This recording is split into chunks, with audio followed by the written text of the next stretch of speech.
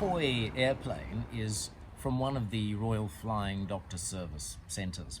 And I'm wearing my Flying Doctor's cap because I am going to read from one of my RFDS adventures, Emergency Echo.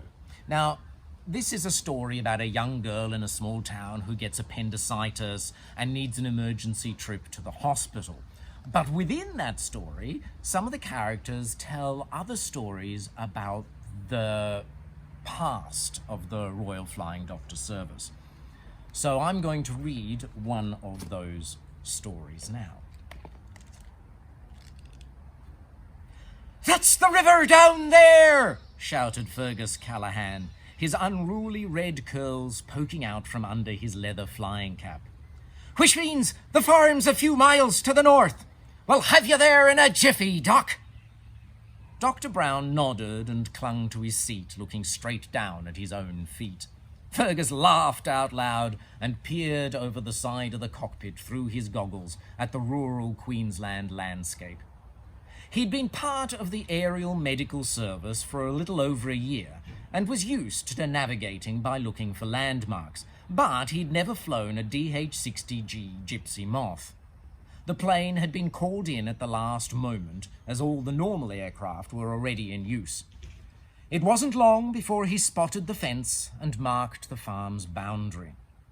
The people on the farm down there had no electricity or telegraph. The place was too isolated. But they had been able to call for help with a radio that was powered by pedal.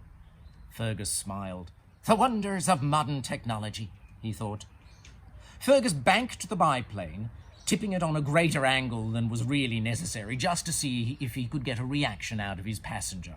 But Dr. Brown didn't move a muscle. "Must have his eyes closed," Fergus thought. He laughed again. It wasn't hard to see how he got his nickname of the Mad Flying Irishman. The passenger in a Gypsy Moth sat in the front seat, situated between the upper and lower wings of the biplane. The pilot sat in the rear seat, clear of the wings, so Fergus couldn't see the doctor's face. Fergus pushed down on the stick, bringing the plane in low, searching for a place to land.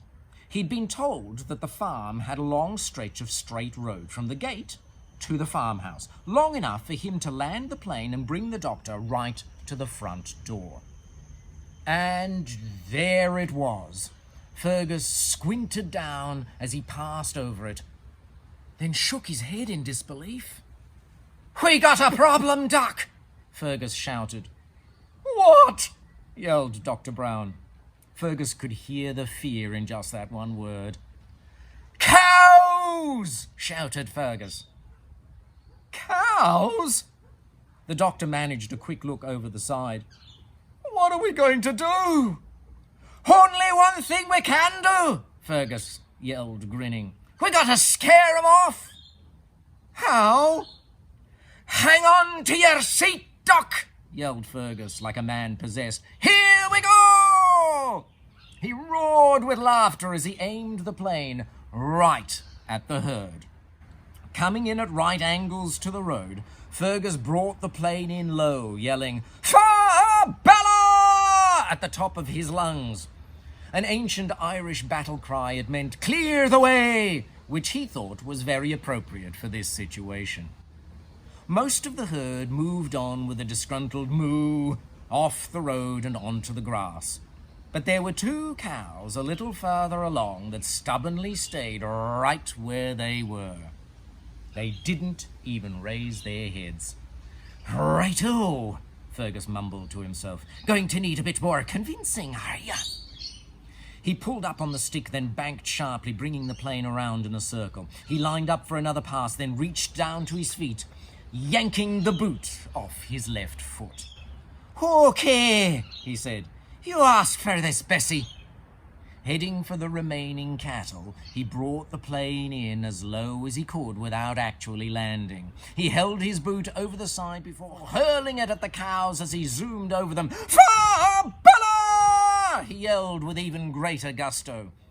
The boot missed the cattle, landing on the road right next to one of them.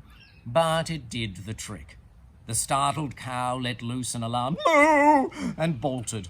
The second cow, scared by the behaviour of the first, took off as well, clearing the road.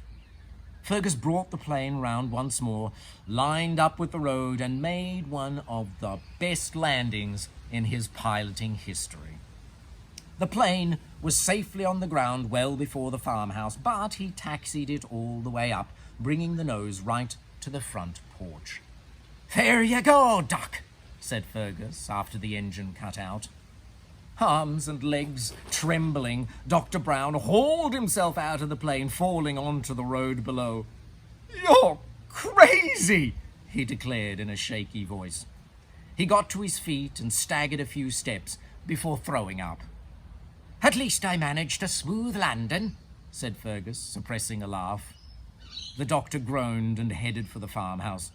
"Damn fool Irishman," he muttered under his breath. Fergus Callahan went off in search of his boot.